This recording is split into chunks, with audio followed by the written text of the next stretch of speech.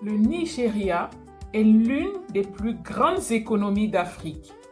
Pourtant, ses recettes fiscales ne représentent que 8,2% de son PIB, soit moins de la moitié de la moyenne africaine. En juin 2025, le président Bola Ahmed Tinubu signe 4 lois censées transformer en profondeur ce système. Mais une réforme fiscale peut-elle changer une réalité aussi structurelle?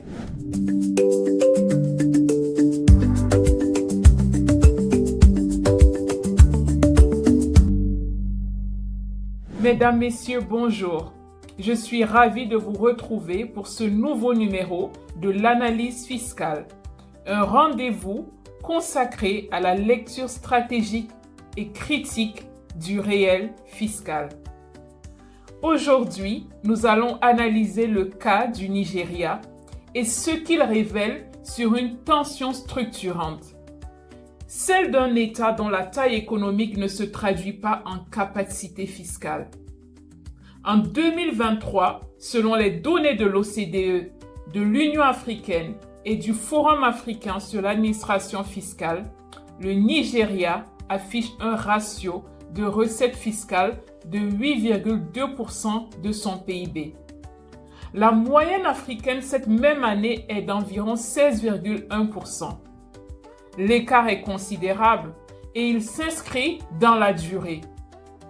Sa première explication tient à la structure même de l'économie. Le secteur informel représente entre 55% et 65% du PIB nigérien, selon les estimations disponibles. Ce n'est pas simplement un problème de fraude ou d'évasion fiscale, c'est une question d'identification. Une part considérable de l'activité économique n'est pas enregistrée, pas traçable, pas intégrée dans les circuits que l'administration fiscale peut atteindre. L'impôt repose dès lors sur une base étroite, principalement les grandes entreprises formelles et certains segments du salariat. Et cette base ne suffit pas à produire des recettes à la hauteur du poids économique d'un pays comme le Nigeria. La dépendance historique aux recettes pétrolières constitue le deuxième élément d'explication. Pendant des décennies, elles ont servi de principal filet de sécurité budgétaire, réduisant durablement la nécessité de construire un système fiscal robuste et diversifié.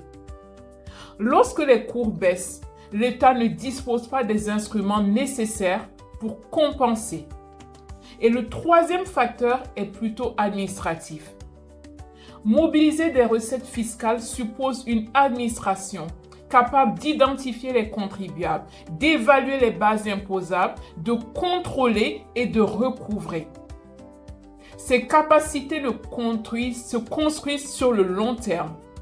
Et le Nigeria en a manqué pour plusieurs décennies. Le 26 juin 2025, le président nigérian signe 4 lois qui constituent une des réformes fiscales les plus ambitieuses du pays en plusieurs décennies.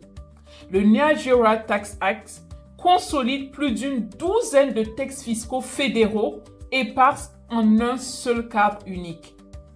Le Nigeria Revenue Service Act remplace le Federal Inland Revenue Service par une agence nouvelle, plus autonome et à mandat élargi. Le Nigeria Tax Administration Act harmonise les procédures entre les différents niveaux de gouvernement.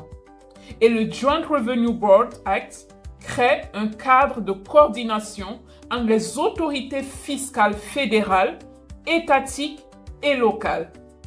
La logique affichée est claire. Simplifier pour élargir, formaliser pour mobiliser. Les entreprises réalisant moins de 50 millions de naira de chiffre d'affaires sont exonérées d'impôts sur les sociétés. Un système de facturation électronique est introduit progressivement.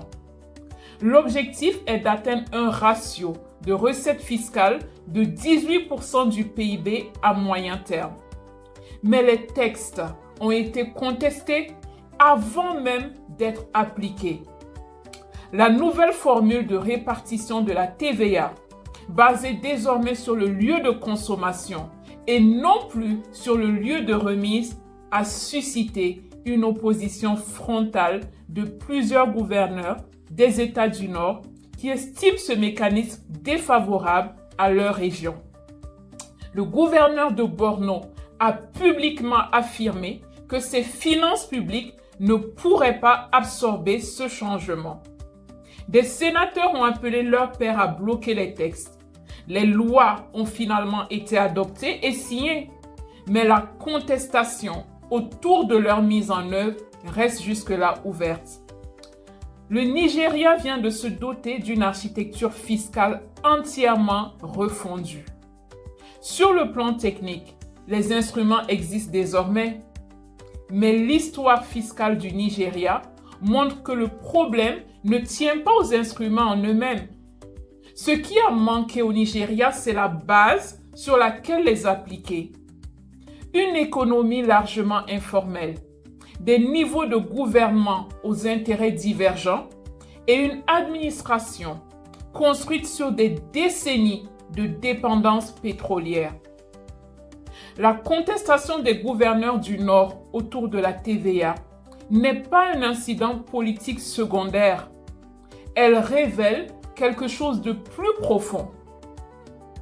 Une réforme fiscale ambitieuse dans un pays aussi fragmenté doit convaincre autant qu'elle doit légiférer.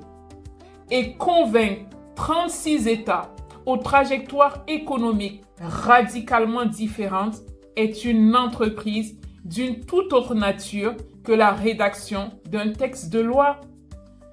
Le ratio de 18% du PIB visé par le gouvernement Tinubu n'est pas irréaliste, mais il suppose une transformation que 4 lois ne suffisent pas à déclencher.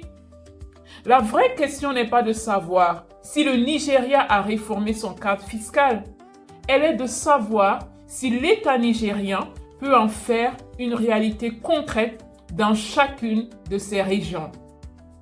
Chères téléspectatrices, chers téléspectateurs, j'espère que cette analyse vous aura permis de porter un regard différent sur la distance qui sépare une réforme fiscale adoptée et d'une réforme fiscale effective. Je vous remercie pour votre attention et je vous donne rendez-vous le mois prochain pour une nouvelle analyse fiscale. Analyser, c'est décoder. Décoder, c'est éclairer.